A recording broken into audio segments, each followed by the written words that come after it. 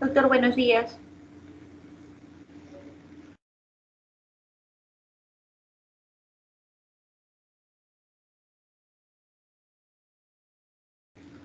Hola, Ana, ¿se me escucha? Buenos días, vamos a esperar que se una Paul. Sí, doctor.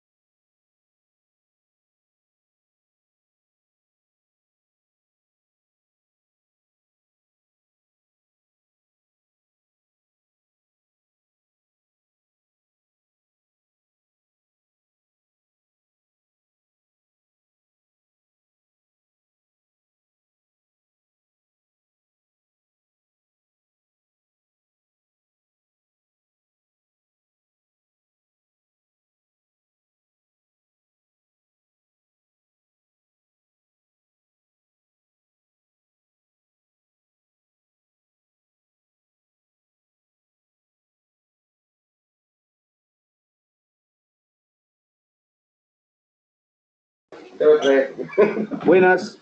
Bueno, chicos, vamos a ver la práctica de lesiones musculares, ¿correcto? Les voy a presentar. Ayer he calificado sus exámenes prácticos, se lo voy a mandar a cada uno a su correo, ¿ya? Más tarde, en la tarde se lo voy a hacer llegar, ¿correcto, chicos?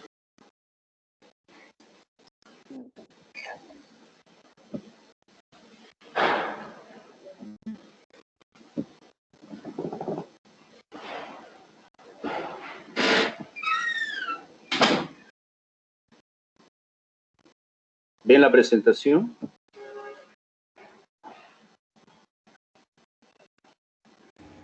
Sí, doctor, recién. Muy bien, chicos. A ver. Lesiones musculares. Primero tienen que acordarse de que mayormente este tipo de lesiones se dan en deportistas. Eso es lo que nosotros vemos mayormente, ¿no? En deportistas y muchos de ellos de alta competición, personas que hacen esfuerzos muchas veces más allá de la resistencia mecánica muscular, ¿no? Entonces, eso es lo que el traumatólogo usualmente ve, bastantes deportistas, porque el traumatólogo suele ser el médico de los equipos de fútbol, por ejemplo, ¿no? Por esa razón que es los estudios generalmente están enfocados a la medicina deportiva. Bien, entonces, con respecto a las lesiones musculares, lo que ya decía, ¿no? La mayoría de la patología muscular de origen traumático, ¿no? Está relacionado a la actividad deportiva. El 30% de las lesiones en los atletas van a afectar los músculos. O sea, una tercera parte de las lesiones de los atletas están localizadas en sus músculos. Acuérdense de eso porque es una patología muy frecuente, ¿no? Eso es lo que está diciendo.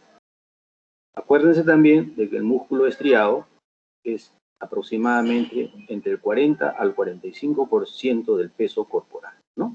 una gran masa, ¿no? Un gran porcentaje del peso corporal es músculo estriado, voluntario, ¿no es cierto?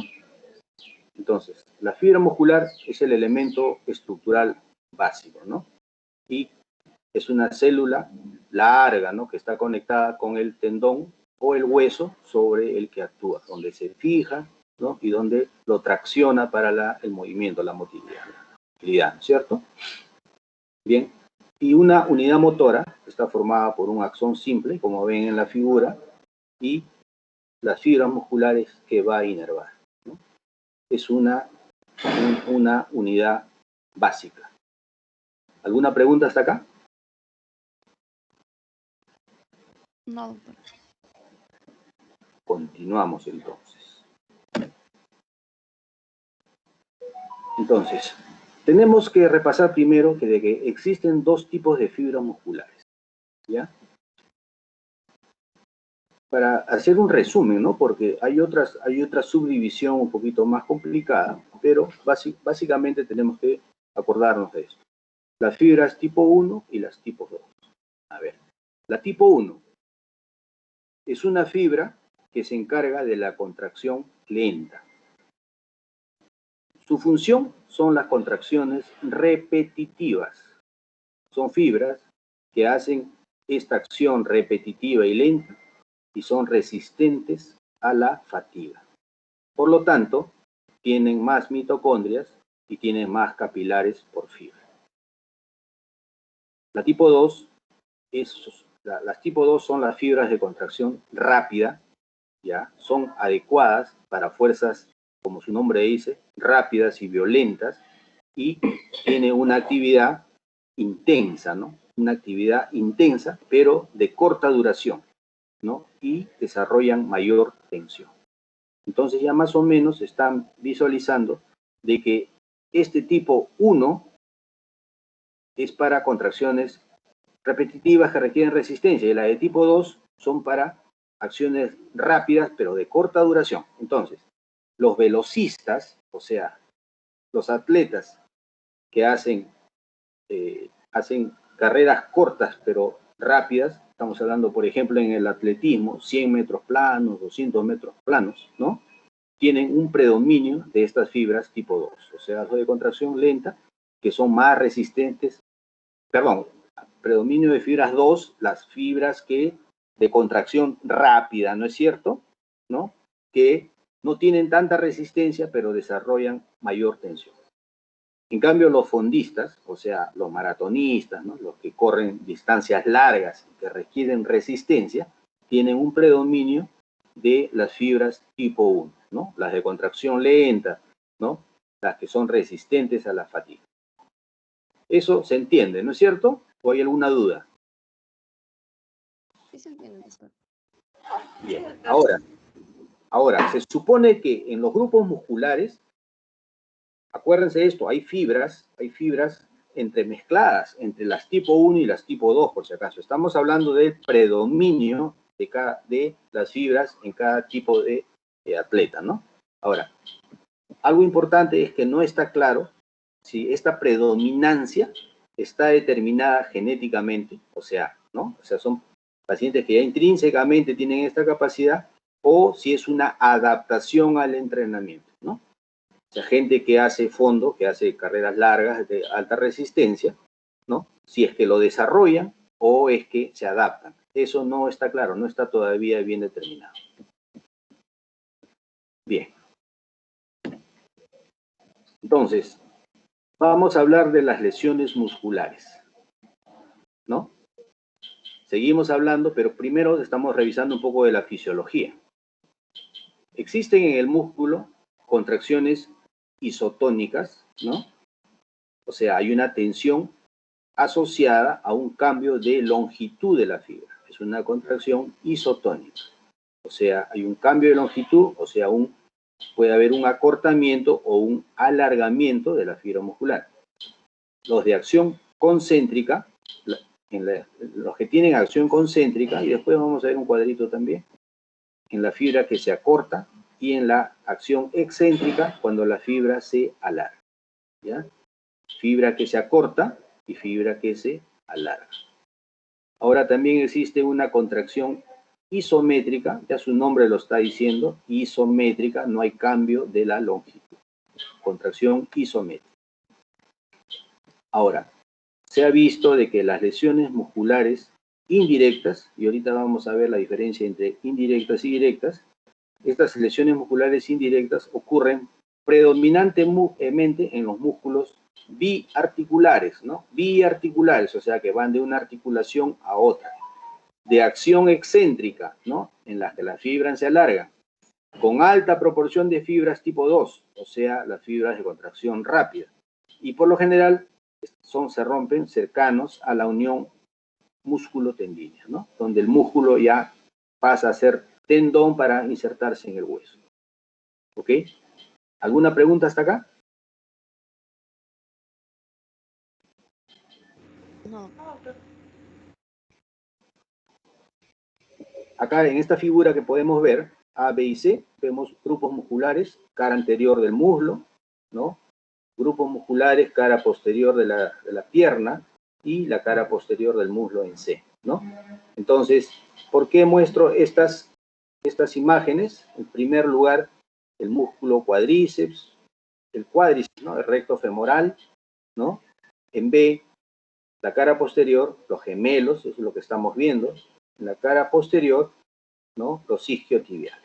Porque estas zonas son las zonas donde asientan con mayor frecuencia este tipo de lesiones. En esta pequeña figura, en este pequeño cuadro, vemos una repetición de lo que habíamos dicho. Durante la contracción muscular, las fuerzas se transmiten al esqueleto desde el tendón, ¿no? Generando tres tipos de efectos. A, la contracción isométrica, ya lo dijimos, el músculo se contrae, pero no cambia su longitud. En B, la contracción isotónica, el músculo se contrae y se acorta. Y en la contracción excéntrica, el músculo se contrae, pero al mismo tiempo se elonga, se alarga. Entonces, la representación en A, ¿no? Contracción, pero no cambia su longitud. En B, contracción y el músculo se acorta. En C, contracción, pero el músculo se alarga, se elonga. ¿Ok? Entonces, esos tres tipos de contracción existen en este músculo estriado.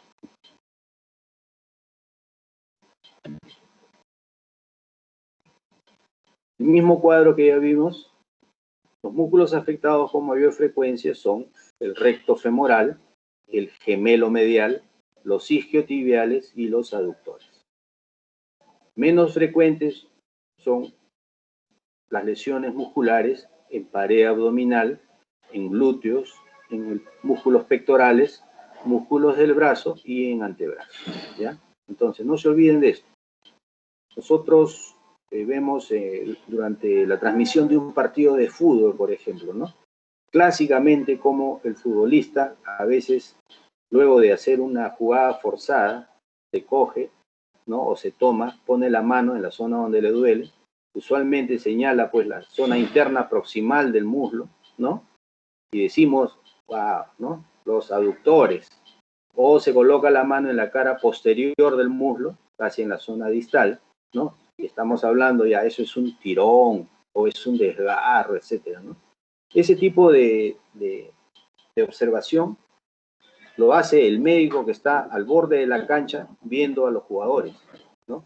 Es como una cuestión bien importante, porque el que tiene buen ojo va a decir, este paciente ya se desgarró, o este jugador ya se desgarró, y están preparando para el cambio del jugador, ¿no?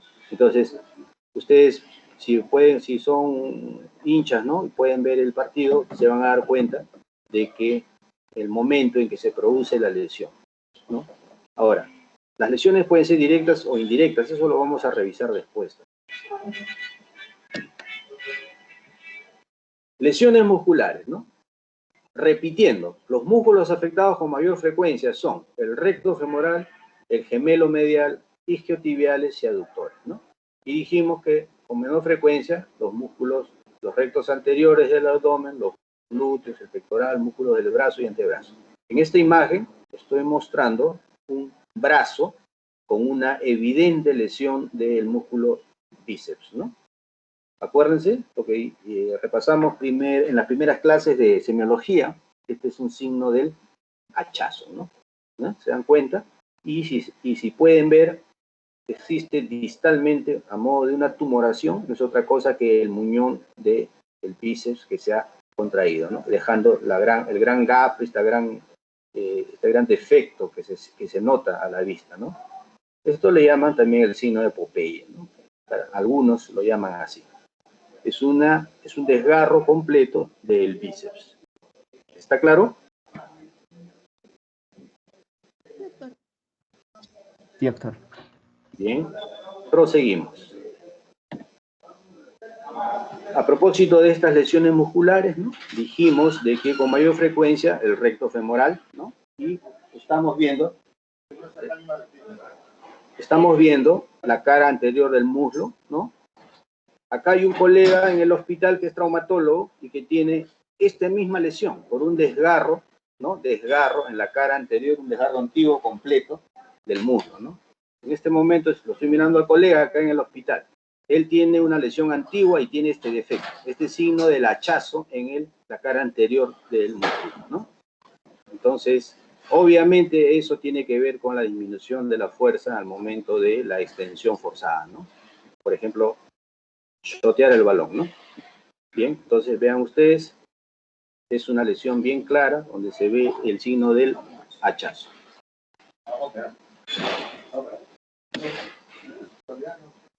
Entonces, vamos a ver. Hay lesiones musculares extrínsecas, ¿no? Que son por mecanismo directo, como un choque. O sea, un golpe, un traumatismo directo sobre el músculo. Es una lesión muscular extrínseca, viene de afuera. Mecanismo directo, ¿no? Entonces, la gravedad de esta lesión, en orden creciente, puede ir desde una contusión muscular, ¿no? Una contusión muscular que es frecuente en el deporte, donde se van a afectar las fibras musculares. Pero esa afectación de las fibras musculares está en relación a cierto momento del músculo. Cuando el músculo está en contracción, es un músculo contraído, ¿no? Como que tiene mayor resistencia al traumatismo, se pueden afectar las fibras superficiales, ¿no? Entonces, cuando el músculo está contraído, las fibras superficiales se afectan. Sin embargo, cuando el músculo está relajado, las fibras más profundas se pueden afectar, ¿no? Como el músculo no tiene la resistencia mecánica y las fibras profundas se lesionan. Entonces, depende del momento si está contraído el músculo o no. Eso es una contusión muscular, ¿no? O sea, un golpe. Entonces, la lesión muscular más frecuente en brazo es en brazo y es en muslo, ¿no? Es fácil de explicar en muslo, un rodillazo, ¿no? Un golpe durante la actividad deportiva, ¿no? Y cuando se produce en el muslo se llama bocadillo. Bocadillo es el término en la jerga, en el argot de medicina deportiva, ¿cómo se llama esta lesión? Un bocadillo en el cuádriceps con rotura de las fibras del recto anterior. ¿Qué vamos a encontrar? Tumefacción, ¿no? Probablemente una equimosis, ¿no? Superficial, ¿no? Equimosis, acá dice hematoma, pero un hematoma es una colección de sangre, ¿no? Entonces, probablemente podría haber un hematoma, pero no lo vamos a ver, puede ser, o si es muy superficial, ¿no? Una colección, una tumoración fluctuante con líquido, un hematoma, ¿no? Vamos a ver que el deportista va a presentar limitación en la amplitud de los movimientos y eso obviamente afecta la función. Entonces, el tratamiento para este tipo de lesiones extrínsecas es lo que en medicina deportiva se llama el RICE. RICE es un tratamiento generalizado. En la mayoría de lesiones deportivas se aplica este tratamiento de manera inicial. Y viene del inglés, ¿no? Es un acrónimo, RICE, R de rest en inglés, en castellano es reposo también, I de ice, en inglés es hielo, acá lo ponemos como frío, la C de compresión, en inglés es compression, también está coincidiendo, E, que es elevation, ¿no? O sea, elevación. Entonces, el tratamiento consiste en reposo, hielo, compresión en la lesión y elevación de la extremidad, ¿no? Bajo una cosa general. Después vamos a ver un poquito más este tipo de tratamiento que es común a este tipo de lesiones deportivas. Un tipo especial de una lesión muscular puede ser una laceración muscular, ¿no? Obviamente esto es el resultado, ¿no?, de una fuerza externa, ¿no? O sea, es una lesión muscular extrínseca, pero que resulta de lesiones penetrantes, ¿no? Puede ser arma blanca, puede ser un objeto punzocortante o punzante. ¿Hasta acá está claro? Sí, doctor. Sí, Ok. doctor. Entonces, acá vemos unas imágenes de una ecografía, ¿no? El ultrasonido. Las imágenes de ultrasonido hechas por un buen radiólogo, ¿no?, pueden tener cierto nivel de especificidad o de confiabilidad, ¿no? A veces con la ecografía el problema es de que lo hace una persona, no sabemos su capacidad y nos da un informe y nosotros muchas veces tenemos que aceptar ese informe y estamos con la duda de si el informe es adecuado o no. Ese es el problema, es operador dependiente, ¿no? Entonces, si nos mandan un informe de la ecografía y unas fotitos donde ustedes ven unas manchitas en diferentes tonos de gris, ¿no? Más oscuros o más claros, ¿no? Obviamente, si es hecho por un ecografista calificado, bueno, puede tener un valor importante, ¿no? No nos permite una ecografía hacer una evaluación propia, ¿no? Nosotros nunca leemos, por ejemplo, el informe de una radiografía, de una tomografía o de una resonancia, ¿no? Porque se supone que nosotros debemos estar capacitados para leer esto. Entonces, y el radiólogo más bien no está muy bien capacitado para, por ejemplo, hacer la evaluación radiológica de una fractura, ¿no? Nosotros vemos mejor esto, ¿no? Entonces, nunca leemos el informe. ¿Ok? En cambio, la ecografía nos obliga a aceptar lo que el informe nos dice. Ese es el gran problema con la ecografía. Entonces, mejor sería, por supuesto, una resonancia magnética. Bien, pero sin embargo, esta imagen muestra imágenes de ultrasonido, ¿no? En A, por ejemplo, es un corte transversal, en B es un corte longitudinal, bueno, pero lo que muestra es una laceración muscular. No es el objetivo que nosotros sepamos leer esta imagen gris que nos ponen, ¿no? Sino simplemente saber de que con una ecografía se pueden ver estas lesiones también, ¿no? ¿Ok? Sí, doctor. Muy bien. Entonces, hemos revisado las lesiones musculares extrínsecas, ¿no? Por una fuerza exterior. Ahora vamos a las lesiones musculares intrínsecas o también llamadas indirectas. El mecanismo de esta lesión es un mecanismo interno, ¿no? ¿Qué sucede? El movimiento violento o la excesiva tensión muscular ocasiona este tipo de lesiones, ¿no? Entonces, puede ser por elongación, cuando el músculo se contrae repentinamente, ¿no? Es una fuerza violenta que hace la persona, ¿no? Y también varía en gravedad, ¿no? De acuerdo a la gravedad, puede ser desde una lesión, la más elemental, que es el edema, donde no vamos a ver rotura fibrilar, ¿no? Muchas veces se llama una contractura muscular también, ¿no? Entonces es un edema sin rotura fibrilar.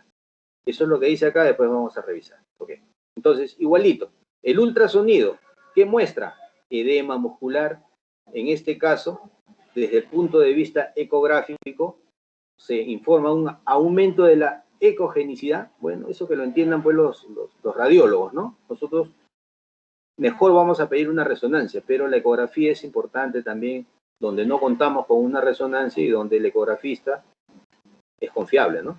Entonces, en B, bueno, estamos viendo lesiones donde se muestra músculo estriado normal, y en C ya estamos viendo una resonancia magnética, ¿no?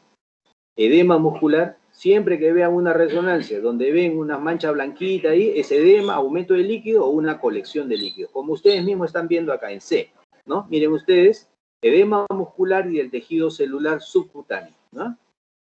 Tejido celular subcutáneo. Esa imagen blanquecina nos muestra generalmente acumulación de líquido, un edema o un hematoma, ¿no? entonces en diferentes cortes de la resonancia.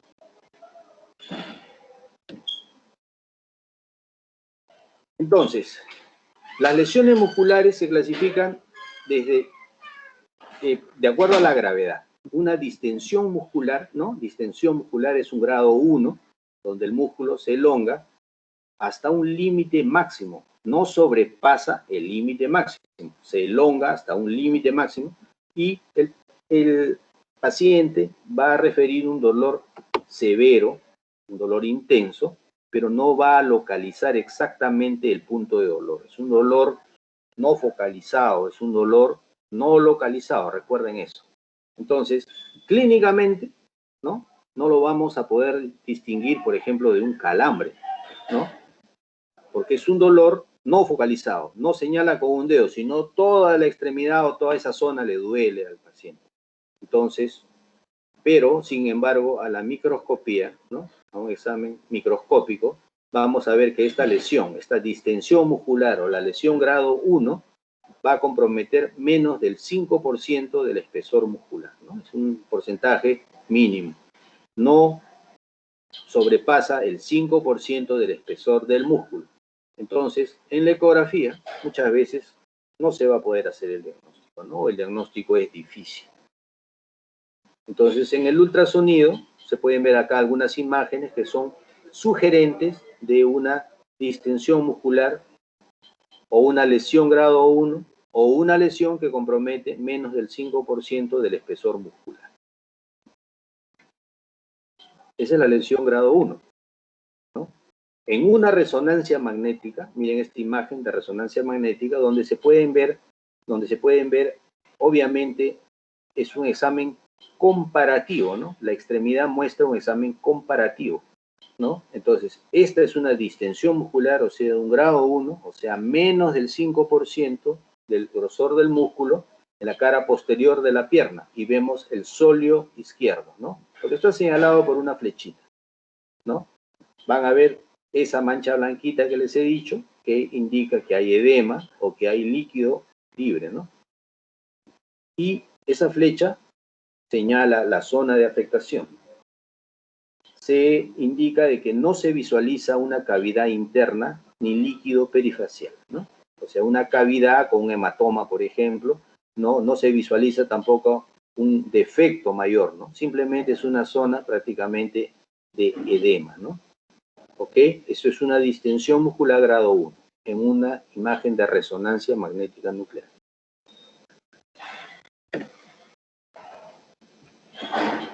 Vimos la grado 1, ahora vemos la grado 2. Esto también llamado un desgarro muscular parcial. La elongación, ¿no? Va más allá del límite máximo. Obviamente, si llega al límite máximo y no lo sobrepasa, se va a producir un grado 1. Pero si la elongación va más allá del límite máximo, va a romper fibras musculares, ¿no? Entonces, el deportista va a referir, o el paciente va a referir, que va a sentir un chasquido, un sonido, con un dolor súbito en la extremidad, en la zona. Y miren la diferencia. En este caso, el dolor sí está localizado, focalizado, ¿no? Señala dónde le está doliendo, que es la zona de del desgarro grado 2, ¿no?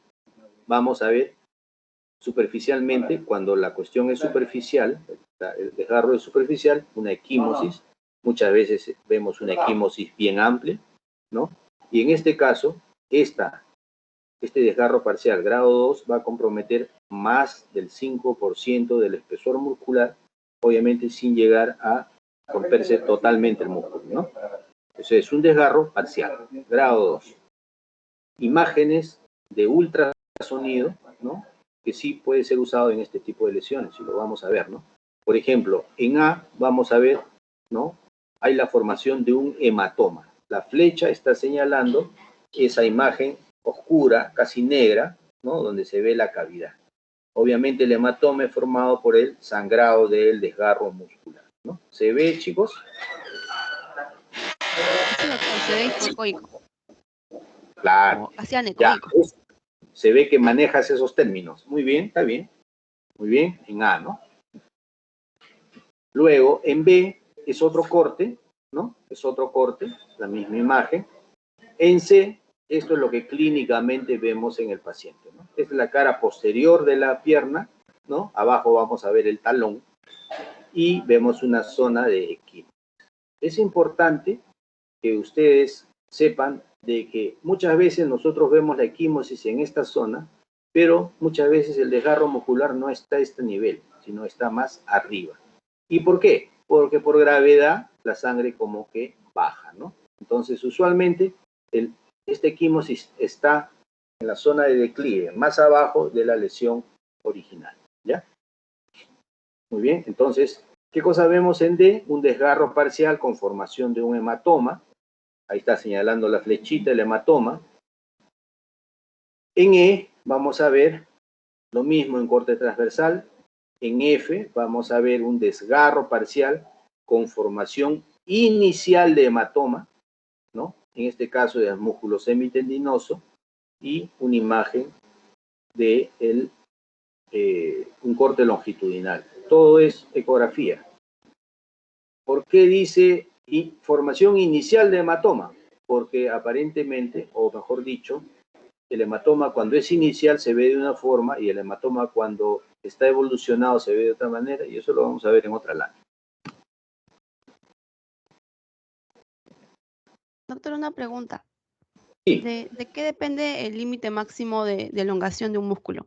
¿Es particular a cada músculo o hay...? Claro, de múltiples factores. La fuerza ejercida, si el músculo está degenerado, ¿no? Si el músculo es más resistente, hay una serie de factores de riesgo o factores protectores.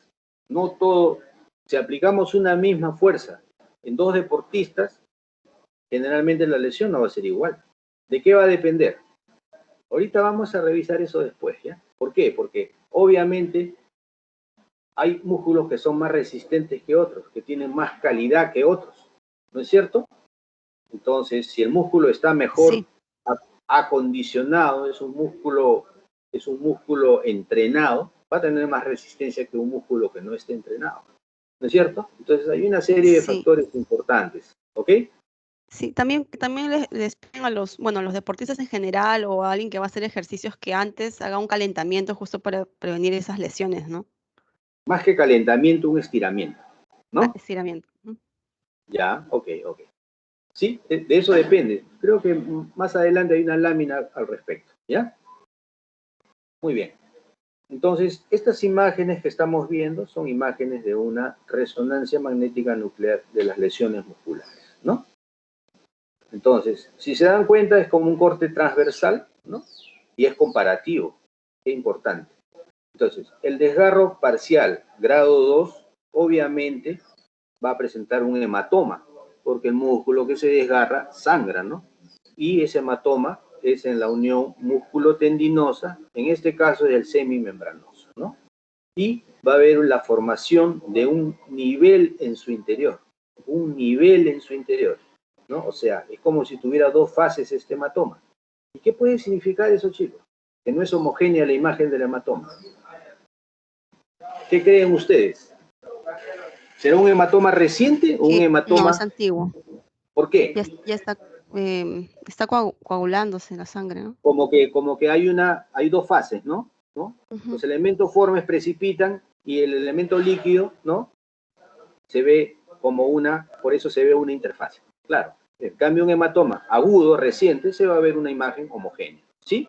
Entonces, eso es lo que indica este nivel en su interior. Muy bien. Entonces hemos visto lesiones musculares grado 1, ¿no? Menos del 5%, grado 2, más del 5%, y las grado 3 que tienen un desgarro completo, ¿no? Se rompe totalmente en su grosor el músculo. Entonces va a comprometer, como dice acá, el vientre completo del músculo, ¿no? Va a haber una separación completa de los cabos, ¿no? Eso va a determinar pues, el signo del hachazo, ¿no? Porque va a haber una retracción y obviamente se va a interponer, ¿qué? El sangrado, el hematoma, ¿no?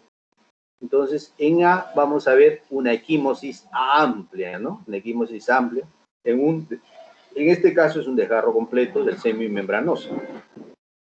En B, en la imagen de ultrasonido, vamos a ver interrupción del vientre muscular con retracción de los cabos, ¿no?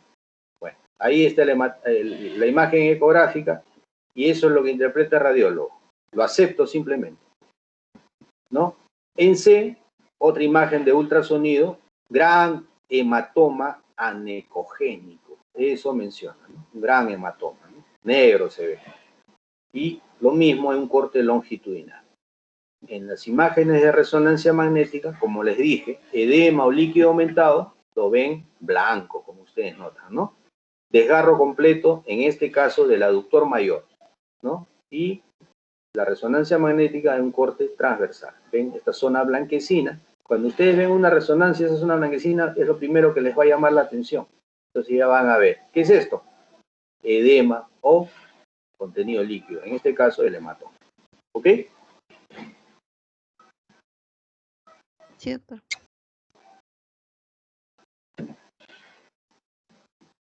Otra imagen de resonancia magnética por una lesión muscular, ¿no?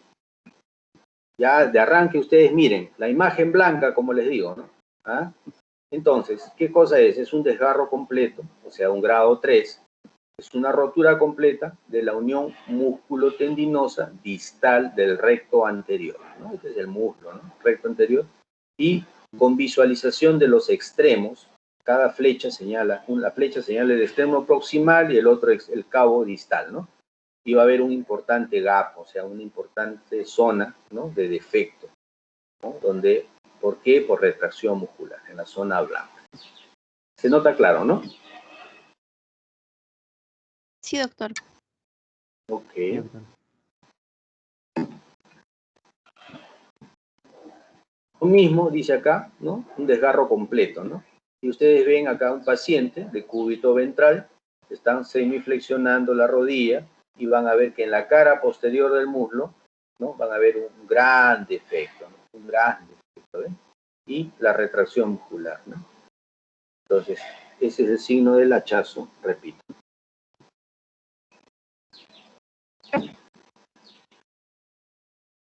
Entonces, este cuadro lo he sacado ayer de una revista científica actualizada, donde existen múltiples clasificaciones de las lesiones musculares, ¿ya? Esto es un resumen de la clasificación de lesiones musculares agudas, según hay una reunión, un consenso, el consenso de Múnich, ¿no? Bueno, esto es, entonces, acá está hablando de las lesiones A, indirectas, y B, las directas. Ya revisamos de qué se trata, ¿no? Entonces, dentro de las directas, ¿no? Vamos a ver que existen las de trastorno muscular funcional y las de lesiones musculares estructurales, ¿no?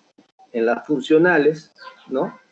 Vemos la tipo 1, es un trastorno relacionado con un esfuerzo excesivo, obviamente, ¿no? Es una fuerza intrínseca, ¿no? Y el tipo 2 es un trastorno neuromuscular. Nosotros no estamos revisando esos trastornos neuromusculares, ¿no? Estamos revisando, ¿no? Lesiones en deportistas, ¿no? Pero bueno, las de tipo 1 es por un esfuerzo excesivo. Y ahí están las subdivide en 1A, inducido por la fatiga, las 1B, que son los DUNS. Ya vamos a ver qué es un DUNS, o agujetas se llaman algunos. Y las trastornos musculares ya están haciendo otro tipo de clasificación, que no es el caso, ¿no? Porque en este caso estamos viendo lesiones deportivas básicamente. Y las lesiones musculares estructurales, tipo 3, es una rotura muscular parcial y una rotura total o subtotal que ya hemos visto, ¿no? La que vendría a ser grado 2 y grado 3 según la clasificación que acabamos de revisar, ¿no? Y a su vez, la rotura parcial se la subdivide en A, tercer grado A, o tipo 3A, según esta clasificación, con un desgarro parcial menor. La 3B es un desgarro parcial moderado. Y la de tipo 4, en la cual hay una ruptura total o subtotal, según esta clasificación de Múnich, la ruptura total o subtotal es mayor del 50%, y también existe la variedad con una avulsión tendinosa, ¿no? Donde el tendón se arranca, puede arrancar un fragmento de hueso y en ese caso decimos que es una fractura avulsiva, ¿no? Y dentro de las indirectas, las lesiones musculares directas, las B, según esta clasificación de Múnich, existen la contusión y la laceración. La contusión, ¿no? Obviamente por un golpe, y la laceración por un instrumento, un arma cortante, punzo cortante, etc. ¿Ok? Como verán, está agrupado acá de otra manera, pero más o menos coincide con el tipo de lesiones que ya hemos revisado.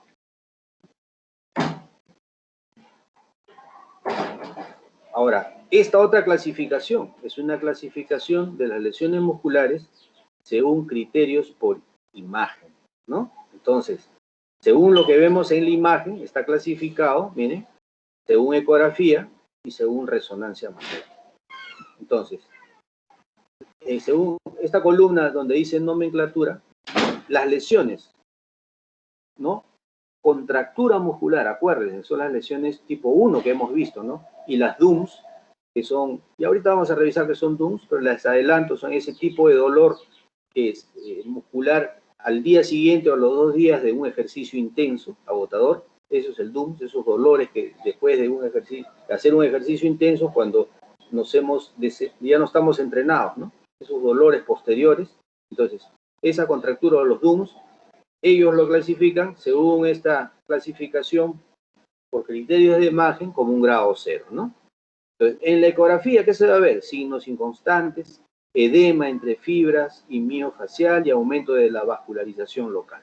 O sea, simplemente es como un problema inflamatorio, ¿no?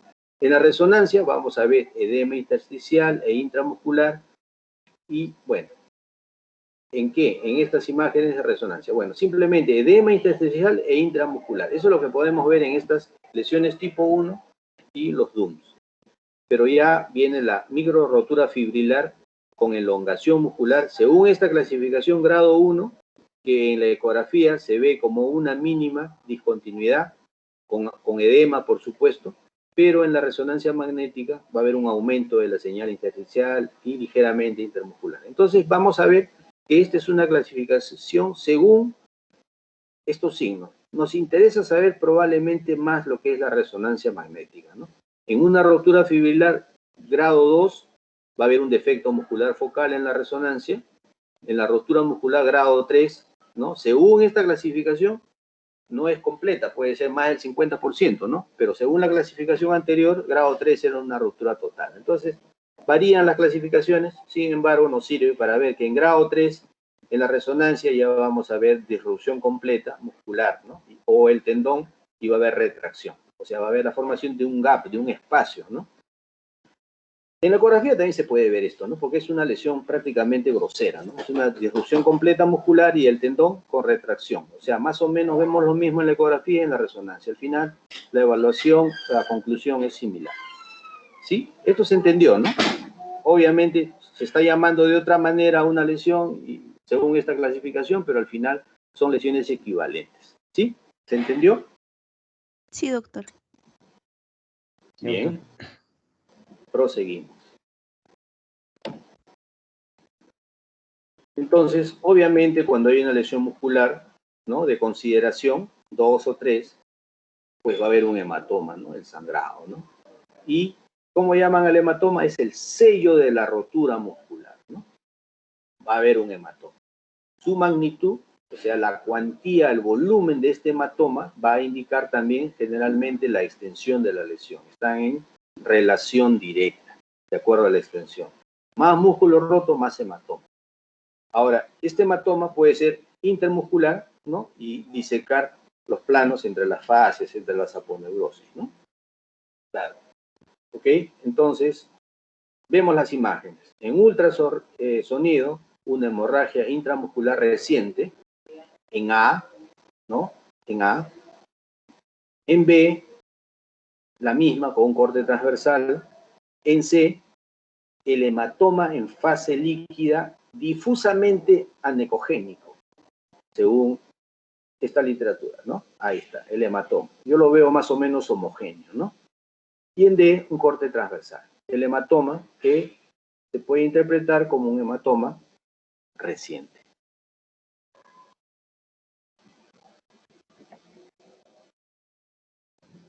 Y esta es la imagen que usualmente vemos cuando el desgarro muscular es de consideración, ¿no? Una equimosis amplia, como verán ustedes, ¿no? Está abarcando el muslo, la zona poplitea y la cara posterior de la pierna, ¿no? El desgarro probablemente sucedió arriba y por gravedad, de acuerdo a cómo el paciente haya estado parado, echado, como sea, por gravedad, o sea, en las zonas más bajas, donde cae el sangrado, se forma tremenda equimosis, ¿no? Pero no significa, pues, que el desgarro va a abarcar desde el muslo proximal hasta la pierna, ¿no? Sino simplemente es cómo se extiende la equimosis, ¿no? El sangrado muscular. Se ve clara la imagen, ¿no? Sí, doctor. Sí, doctor.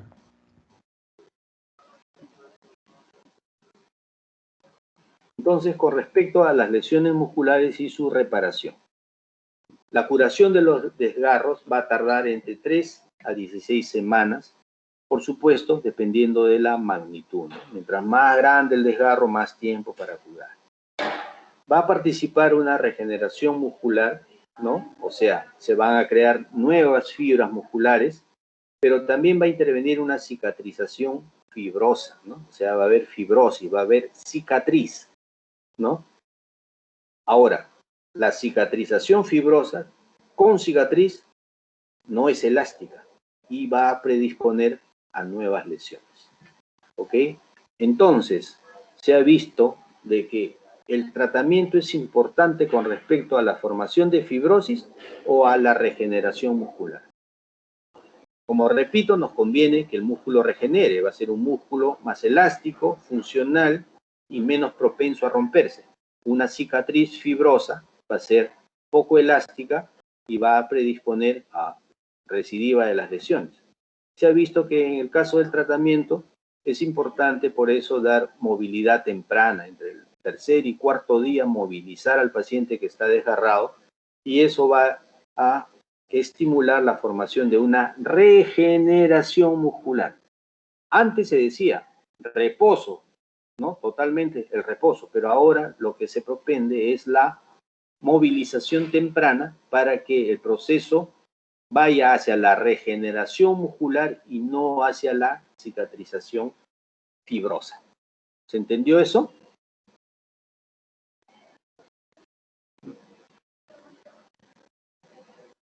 Más o menos, doctor, ¿podría repetir, por favor? Ya, ok, perfecto. Se desgarró el músculo, ¿no es cierto? ¿Qué vamos a hacer? Primero le vamos a dar reposo. ¿Y por cuánto tiempo lo vamos a dejar en reposo al paciente? ¿No? Decimos de que el desgarro va a tardar entre 3 a 16 semanas para curar de acuerdo a la magnitud, pues, ¿no? Ok. Entonces, en el esquema de tratamiento en medicina deportiva, se prefiere dar una movilización temprana a pesar del desgarro. Generalmente, movilizar entre el tercer, cuarto, quinto día, ya comenzar a movilizar. ¿Y por qué? Porque se ha visto de que esa movilización temprana va a hacer de que el músculo tienda a regenerarse. O sea, que se regeneren, que se formen nuevas fibras musculares. Cuando se inmoviliza mucho tiempo, la reparación del músculo se va en el sentido de la cicatrización. Y la cicatriz en el músculo no es elástica y por lo tanto, al no ser elástica, no es funcional, ¿no? Porque no es fibra muscular y va a tender a romperse con más facilidad que un músculo normal regenerado. ¿Se entendió eso ahora sí? Sí, doctor, está muy claro. Correcto. Otras imágenes de ecografía. En A, ¿no? A ver, es un desgarro completo del aductor en fase de curación, ¿no? En fase de curación. Cavidad rellena de contenido ecogénico heterogéneo, ¿no? Así se ve. En B, es un corte longitudinal de lo mismo. En C, es un desgarro parcial del semimembranoso en fase inicial de curación. Hay un contenido nodular ecogénico en la periferia del hematoma. Bueno, vemos un hematoma, probablemente, ¿no? Donde la imagen no es homogénea, hay cierta variación, ¿no? Bueno, no soy experto yo en ecografía, obviamente, pero les menciono esto porque Se supone que el ecógrafo es capaz de detectar este tipo de diferencias o de características, ¿no?, de un hematoma, o perdón, de un desgarro en reparación. Entonces, con respecto al tratamiento de las lesiones musculares y de otro tipo de lesiones, esguinces, ¿no?, etcétera, en medicina deportiva es esto, ¿no?, el RICE, estos principios del RICE, como repito, de rest, de ice, de hielo, compression y elevation, ¿no? Y elevation, esto, el RICE, es el acrónimo del tratamiento que se da. Se inmoviliza al paciente, pero esta inmovilización, como dice acá y repito, va a ser lo más corta posible. ¿Para qué? Para favorecer la regeneración muscular y que no haya tanta fibrosis. ¿Se puede dar tratamiento con antiinflamatorios? Claro, de acuerdo a el dolor, a la inflamación. ¿Se puede dar fisioterapia? Sí, pues, pero inicialmente no, ¿no? Dentro de los 3 primeros días no vamos a usar, por ejemplo, manipulación, hacer masajes o aplicar calor en esa zona, ¿no? Lo indicado en este periodo agudo es el RICE, y el RICE significa hielo, frío, crioterapia. La recuperación puede estar entre el 5º y 6º día, cuando es una contusión leve, ¿no? Estamos hablando de las contusiones, y 1 o 2 meses en las lesiones más graves, ¿no? Entonces es variable de acuerdo a al grado de la lesión. ¿Ok? ¿Alguna pregunta hasta acá?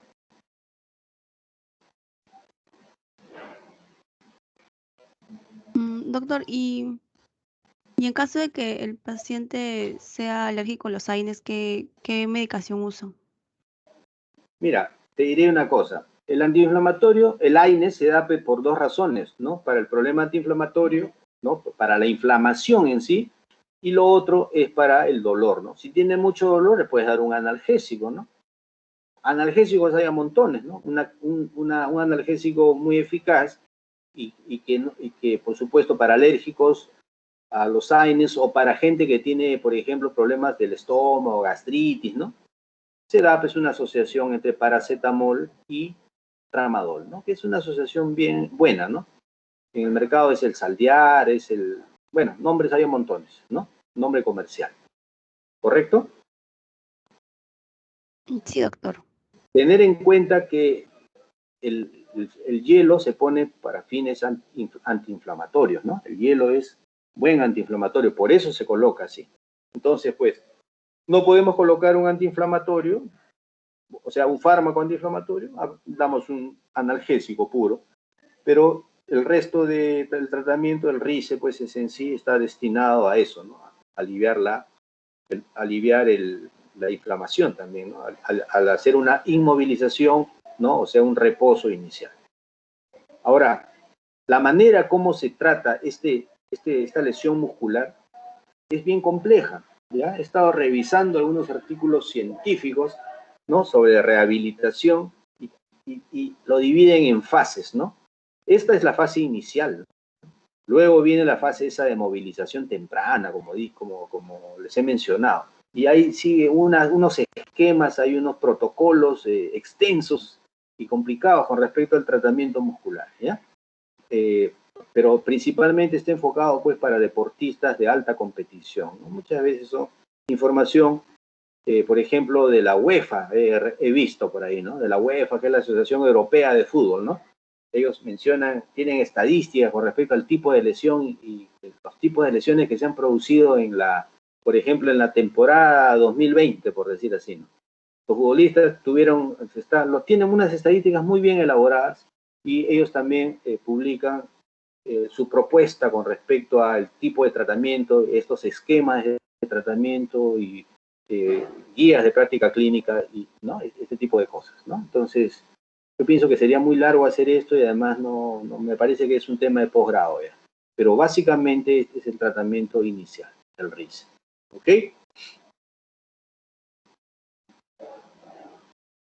Sí, doctor. Sí, doctor. Muy bien. ¿Pueden haber complicaciones en estas lesiones musculares? Claro que sí pueden haberlos, ¿no? Cuando la lesión es muy amplia, un síndrome compartimental, ¿no? ¿Saben lo que es un síndrome compartimental, chicos? A ver, díganme. Es cuando hay un aumento de presión, ¿no? Puede ser por una inflamación. Correcto. En un compartimiento, ¿no?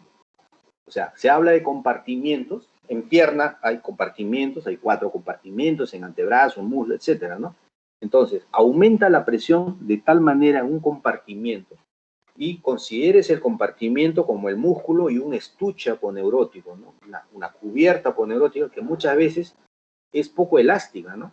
No tiene capacidad de distenderse. Entonces puede haber una inflamación severa, una hemorragia, como aumenta la permeabilidad, va a haber pasaje de líquido, etcétera, va a aumentar la presión de tal manera que esta presión, al aumentar tanto, se va a equiparar o va a ser superior a la presión de perfusión, o sea, la presión con que llega la sangre para perfundir los tejidos. Eso se entiende, ¿no? ¿Sí? Sí, doctor. Sí, Paul, doctor. ¿qué dices? Mónica, ¿qué dices? ¿Sí? Sí, doctor. Entonces, Sí, doctor. como no llega la sangre, porque hay un aumento de la presión, obviamente va a haber isquemia, y si esa isquemia pasa de las 6 horas, pues ese tejido, el tejido que está involucrado se va a ir simplemente a la necrosis. Entonces el síndrome compartimental es un tema, es una emergencia. Tiene todas unas características clínicas, una serie, ¿no? Lo que se hace es una fasciotomía, simplemente abrirle el estuche aponeurótico en toda su extensión. Si es un síndrome compartimental en pierna, ¿no? Yo hago una incisión grande de arriba a abajo y agarro y corto la aponeurosis con una tijera desde arriba hasta abajo, ¡juá! Y el músculo sale pues como que a respirar a la superficie porque está comprimido, ¿no? Y de esa manera dejas abiertas esas lesiones, esas aperturas que has hecho y le salvas la extremidad al paciente, ¿no? Porque después de eso ya, bueno, se hace un cierre terciario o se colocan injertos, lo que sea, pero ya se salvó la extremidad. Si no hacemos esa fasciotomía, el paciente va a presentar una tremenda necrosis y ¿qué cosa ocasiona? Esa contractura isquémica llamada de Volkmann, ¿no? Que es prácticamente una extremidad de palo, ¿no? La función está abolida prácticamente. ¿Ok? Entonces, este síndrome compartimental se puede presentar por lesiones musculares, ¿no?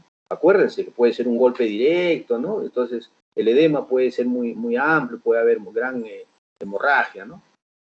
¿Ok? Entonces, esa es una de las complicaciones posibles de las lesiones musculares. Tener cuidado. Un pseudoquiste es otra de las complicaciones, ¿no? El hematoma que está encapsulado queda como un hematoma residual y eso no es un quiste, por supuesto, pero es un pseudoquiste porque eso tiene contenido líquido, ¿no? Y eso es otra de las complicaciones. Un nódulo fibroso cicatricial también, que puede ser doloroso, ¿no? Ese nódulo causa dolor. Entonces, esa es una complicación posible. Otra puede ser una hernia muscular. ¿Qué sucedió? Que la aponeurosis, ¿no? Ese estuche que envuelve a un grupo muscular, ¿no? Se puede haber roto de manera longitudinal generalmente, forma como una especie de un ojal, y a través de ese ojal el músculo puede protruir, ¿no?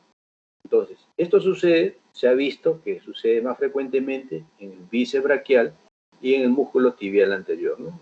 Donde hemos tenido varias veces la ocasión de ver esta complicación, una hernia muscular, ¿no? O sea, el músculo que protruye a través de este ojal en la aponeurosis.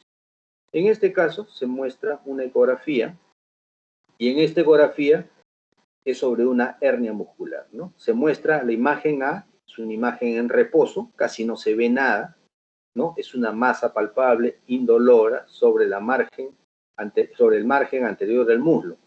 Entonces, el paciente muchas veces llega, tú lo tocas y no se ve, y él sabe cómo hacer. Entonces, espere, doctor, dice, hace la contracción del músculo y ¡blum! Protruye, ¿no?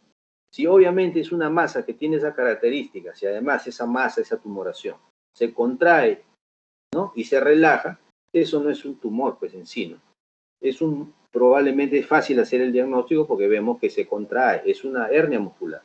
Entonces, en este caso, en la ecografía se ve una ecografía dinámica. ¿Por qué dinámica? Porque lo hace en reposo y lo hace en contracción. En reposo no se ve nada y en contracción se ve efectivamente el músculo como está protruyendo, ¿no? Por esa razón, esta es una dinámica. ¿Se entendió? Sí, doctor. Ok. Sí, doctor. Más complicaciones. Complicaciones de los desgarros musculares. Acá habla de una osificación postraumática. Me parece bien, es un término adecuado. Osificación postraumática, sí. Podemos decir también una osificación heterotópica. Sí, pues. ¿Por qué? Porque se forma hueso donde no debería haber. Y este término miositis osificante sí es un término no muy correcto, porque miositis habla pues de un problema muscular inflamatorio que muchas veces se da por diferentes causas, ¿no? Y donde se va a formar hueso, ¿no? Entonces, mejor es decir una osificación postraumática, ¿no? O una osificación heterotópica. Entonces, en esa zona, en esa cicatriz, se va a osificar y va a formar un tejido parecido al hueso, ¿no? Entonces, este hematoma intramuscular puede calcificar y osificar. En las primeras 3 semanas es una masa que luego vamos a ver que comienza el proceso de calcificación y se puede ver radiográficamente. En la primera imagen vamos a ver la cabeza del fémur, el cuello, los trocánteres, ¿no? Y en la zona metafisiaria, a esa altura más o menos, por debajo del trocánter mayor, vamos a ver una sombra, ¿no? Esa sombrita es una masa que está en proceso de calcificación. La misma imagen vista en una resonancia magnética, una imagen ovoidea, ¿no? Y alrededor hay esta zona blanquecina que indica, como les dije, aumento del líquido, ¿no? Puede ser edema, si en este caso es edema muscular adyacente, ¿no? Ok, entonces esa es otra de las complicaciones que se pueden dar posteriores a un desgarro muscular. A ver, esta imagen que les muestro es una imagen de nuestro hospital. ¿Se acuerdan ustedes el problema de una desflagración que hubo, me parece, en Vía María o en Vía El Salvador? Un camión Sí, que quemó a muchas personas. Bueno, Sí, creo que doctor. aproximadamente 7 personas de las quemadas fueron traídas al hospital. Y estas imágenes son de la única sobreviviente, porque todas murieron. ¿Ok? La paciente tenía pues quemaduras en gran parte de su superficie corporal, ¿no? Y estaba ya en un momento, obviamente no estaba en traumatología, estaba en el servicio de cirugía plástica, me parece. Llegó el momento de hacer la rehabilitación y se le pide mover el codo izquierdo, ¿no? Y el codo izquierdo no lo podía mover. Y por supuesto había tenido quemaduras, pero fracturas no había tenido. Entonces, era una paciente, desde el punto de vista mental, una paciente muy difícil, ¿no? Había tenido esa desgracia y esas pacientes muchas veces no querían irse del hospital, pensaban o creían o sostenían de que tenían derecho a todo, que a ella tenía que pagársele todo, etcétera, etcétera, ¿no? Bueno, probablemente pues ese reclamo que tenían mentalmente podría haber sido contra la empresa responsable, ¿no? Pero bueno, es un paciente que tenía había un nivel muy alto es una paciente mediática, ¿no? Ella decía cualquier cosita y las noticias, ustedes saben cómo funciona el periodismo, ¿no? Estaba detrás de esta paciente, ¿no? Entonces ella se quejaba y por supuesto eso las autoridades de un hospital pues tienen mucho cuidado con respecto a ese tipo de opiniones, ¿no? No quieren estar en la opinión pública como algo negativo. Bueno, la paciente no movía el codo y uno le pedía que mueva, ¿no? Y pensaba donde que era por su estado mental, ¿no? Pero sin embargo se le toma una radiografía al codo y ustedes van a poder ver mejor en esta imagen de la derecha, una radiografía lateral. Por arriba está la imagen de la paleta humeral.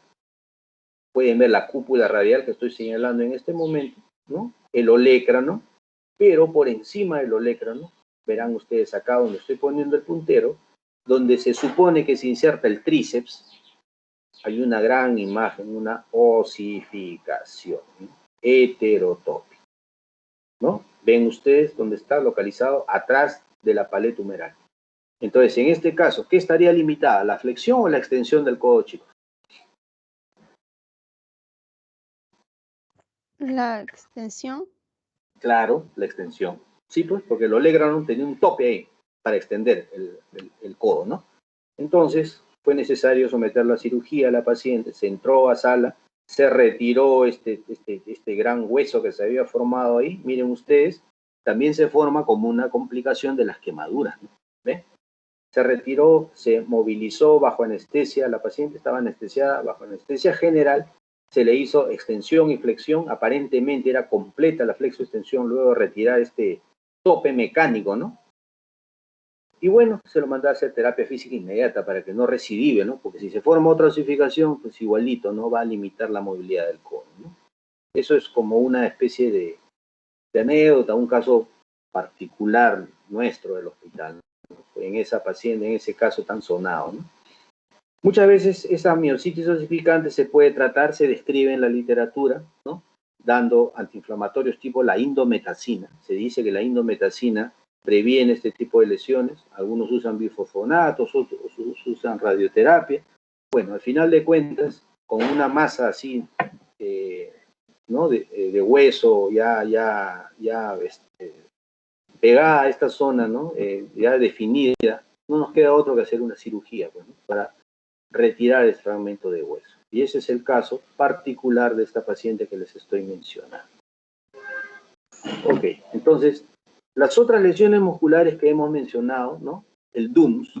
DUMS viene del inglés, ¿no? Delay, Onset, Muscle Soreness. Bueno, dolor muscular de presentación tardía, ¿no?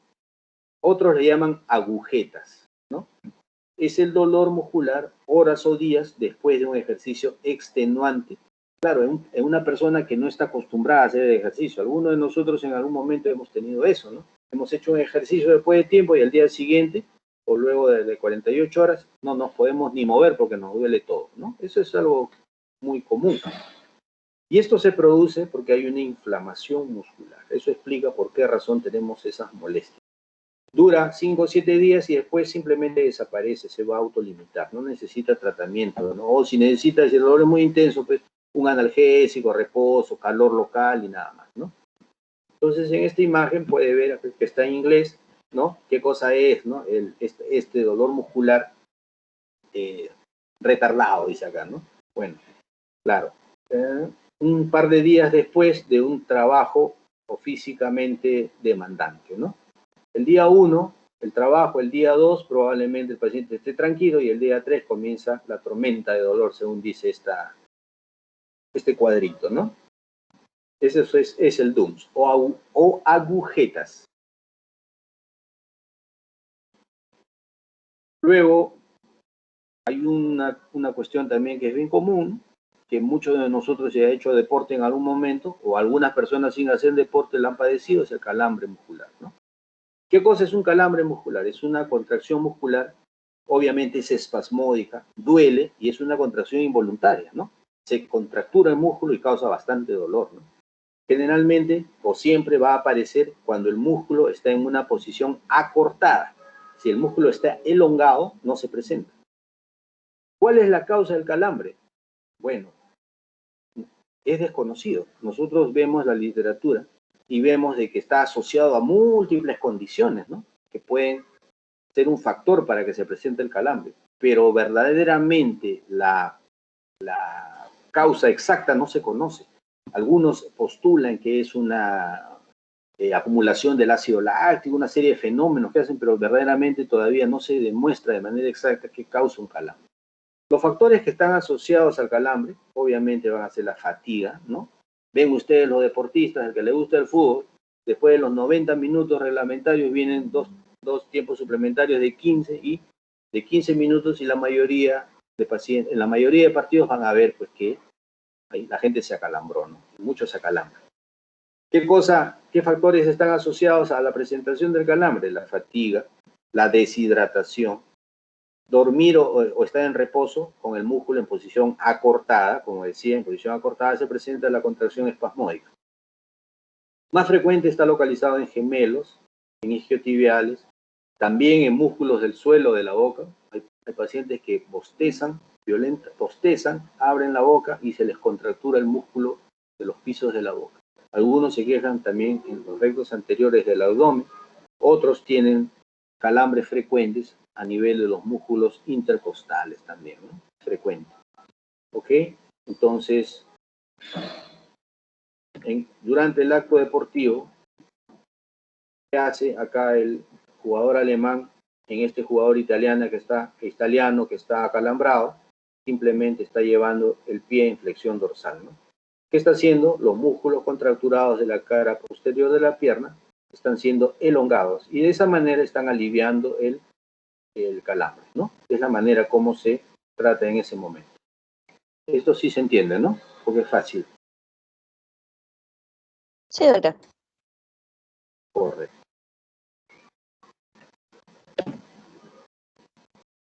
Esto es un resumen. Para terminar, este es un resumen más o menos. Me parece que este cuadro lo he sacado de un artículo científico del médico del Barcelona, del Club de Fútbol Barcelona, ¿no? Entonces, la sobrecarga muscular. ¿Qué cosa es la sobrecarga muscular? ¿No? Se habla mucho en el fútbol de que no juega el jugador es tal porque está sobrecargado. Tienes una sobrecarga muscular. La sobrecarga muscular se relaciona al esfuerzo por contracciones musculares repetidas, ¿no? Y eso debido al entrenamiento o los partidos a repetición que presentan muchos de estos jugadores, ¿no? Los jugadores tienen, a veces en Europa, tienen varios campeonatos, están jugando el fin de semana, a mitad de semana y luego el otro fin de semana, ¿no? Entonces, eso puede puede ocasionar este problema de sobrecarga muscular, ¿no? Contracciones musculares repetidas. Clínicamente, el jugador va a presentar molestias musculares al iniciar la actividad física, ¿no? Como que comienza y está tieso, pero no va a limitar la actividad, ¿no? No va a limitar, y una vez que el paciente, entre comillas, calienta, se siente mejor, ¿no? Mejora.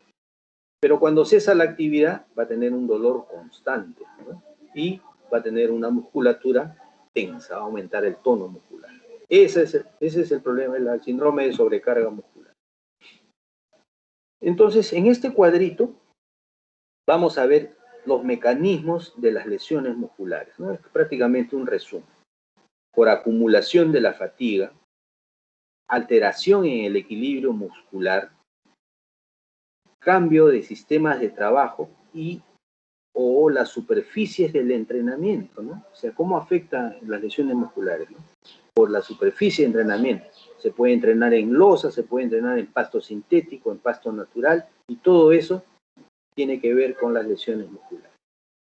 Otros factores, las condiciones meteorológicas, claro, el exceso de frío, el exceso de calor que deshidrata, las técnicas usadas durante el deporte, la nutrición y el descanso, ¿no? Cuando tiene muy poco descanso. Todos estos son factores importantes a considerar durante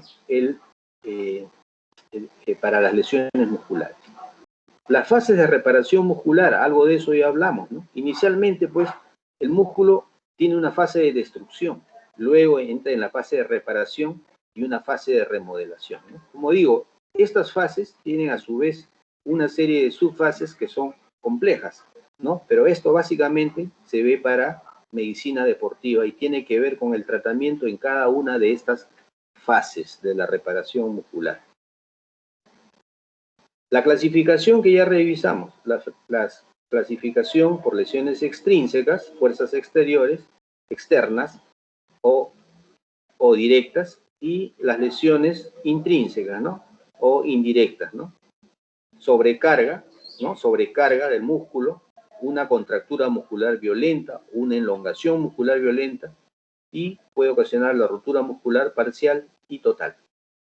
Las complicaciones, el granuloma cicatricial, el hematoma enquistado, el osteoma muscular, ¿no? No es otra cosa que el pseudoquiste, la secuela cicatricial y la calcificación osificación heterotópica, ¿no? El proceso de tratamiento de estas lesiones, ¿no? Las normas generales de tratamiento, ya hemos visto el RICE.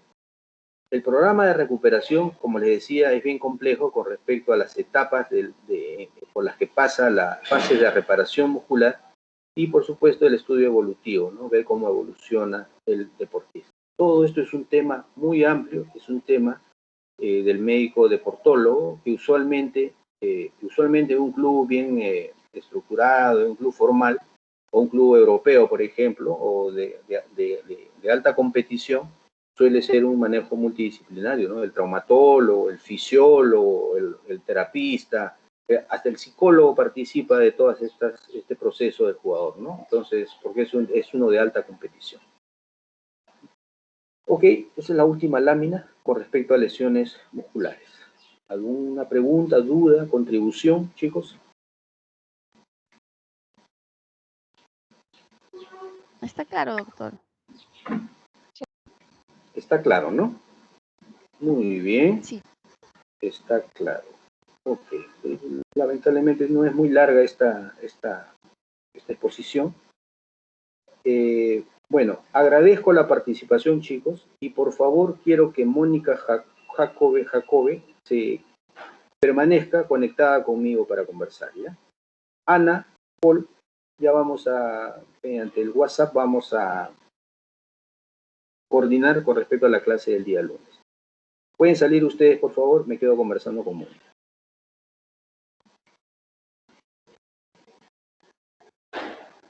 Hasta mañana, doctor.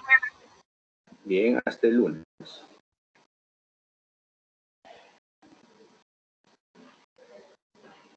Mónica, ¿me escuchas? Sí, doctor. ¿Qué pasó? En tu examen práctico estás, pero muy mal. ¿Qué pasó?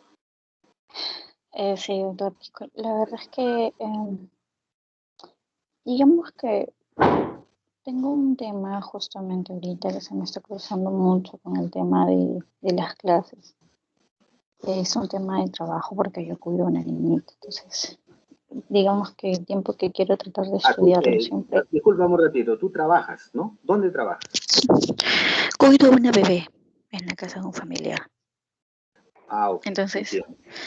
con el tema este de la pandemia, digamos que fue lo único que pude conseguir para estudiar y trabajar, porque Ya, ahorita los trabajos te dependen más que todo ir al presencial, entonces me dio esta opción y bueno, pensé que me iba a servir. El problema está que como nunca había cuidado a un bebé, no me percaté de que pues al ser un bebé demanda bastante tiempo.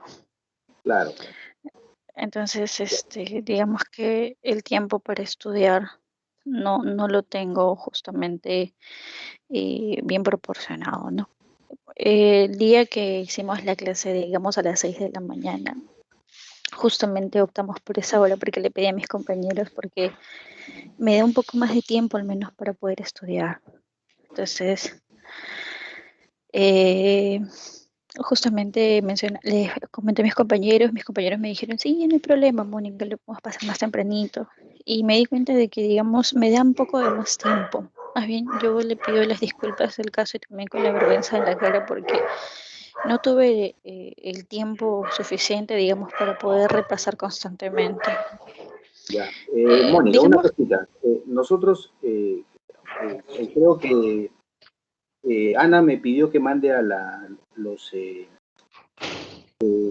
clases, ¿no? Las clases sí, al doctor. correo, ¿ya? Tenlas pues, ten las clases y para que si no puedes atender mucho la clase ahora que la estamos editando, la puedas revisar después. Si tienes Sí, alguna doctor. dificultad, me avisas, pero tienes que tratar de corregir eso. O sea, si esta nota, por ejemplo, es una nota que probablemente si yo la promedio, pues no la vas a poder subir, ¿no? Entonces, lo importante es que el próximo examen práctico lo des bien, ¿no? Para que no perjudicarte, pues, porque yo no quiero jalarte, por supuesto, ¿no? Pero lee, por favor, ¿ya? Lee en tus momentos libres, ¿no? Haz lo posible, de repente lo puedes imprimir y lo puedes tener, ¿no? Mientras estás cuidando, estás leyendo. Tú sabes, todos tenemos dificultad y en algún momento tenemos que adaptarnos y tratar de cumplir, ¿no? Pero no puede ser o sea, es un examen tan malo, ¿no? Sí, Obviamente, doctor. si tú agarras y lo corriges, después me das un examen, me demuestras que has leído, que sabes, no hay problema, reemplazo esa nota. ¿Está bien? Le agradezco Se muchísimo. trata, se trata de ayudar, por supuesto, yo no quiero jalar a nadie, ¿no? Pero me llama la atención que has tenido una nota tan baja, yo pensé que tú estabas, y yo me echo la culpa a veces y yo digo, pero yo pensé que me estaba entendiendo, ¿no? Y resulta que, ¿no? Ya, ok. Pero para el examen siguiente, práctico de mi parte, va a ser parecido, ¿no? Entonces, yo les voy a decir más o menos qué temas revisar y por favor revisen y demuéstrate que ya leíste y ya, y esta nota se reemplaza, ¿no? ¿Está bien? Por supuesto, doctor, le Ya. agradezco muchísimo. Más bien, doctor, si Por no fuera favor. mucha molestia, ¿usted cree que podíamos hacer las clases a las 6 de la mañana? Claro, el día que no interrumpamos, digamos, sus Ya, visitas. mira, claro, claro. Eso depende de muchos factores. Si tus compañeros están de acuerdo, por eso yo les pregunto a los tres, ¿no? Si tus compañeros están de acuerdo en hacerlas a las 6, si yo puedo, yo estoy en mi casa, para mí no hay ningún inconveniente. Es más, me conviene hacerlo temprano porque tengo más tiempo en la mañana, ¿no? Así que, Sí, doctor. pero eso a veces no es posible como fue ahora, ¿no? Ya, no hay Sí, problema. doctor. Me comunican, ustedes me comunican, tengan confianza conmigo, yo quiero ayudarlos, quiero que aprendan y al final todos estamos felices, ¿ok? Le Entonces, agradezco me avisa muchísimo. cualquier cosita, cualquier inconveniente y tratamos de darle solución. ¿Muy bien? Sí, sí. Y es más, doctor, yo le había escrito a su privado, su WhatsApp, la semana pasada, justamente por la situación le mencioné, ¿no? Sí, por favor, tal vez podría pasarme sus diapositivas como para irlas leyendo. Ya, yo las pongo para todos, pues, para todos. Ustedes Ajá. ya. Voy a Sí, tener cuidado porque a veces algunos se olvidan, ¿no? Y a veces, como digo, las clases ahora yo las estoy. Ayer, por ejemplo, yo he puesto cosas nuevas a esta clase, ¿no? Entonces, por eso no les puedo mandar antes, con anticipación, ¿no? ¿Ok? Pero ya, sí, doctor. yo la voy a poner ahora, la tengo que pasar a PDF y de ahí se las mando al correo de ustedes tres, ¿ok? Esta Perfecto, clase doctor, lo le voy a hacer agradezco. inmediatamente, ¿ya? Ok, ya me Sí, avisas, pues, me gracias. avisas. La cuestión es que salgamos bien todos. Muy bien. Te veo, Doctor, gracias. Mónica. Nos Igual, comunicamos. doctor. Chao. Hasta Chao. luego, gracias.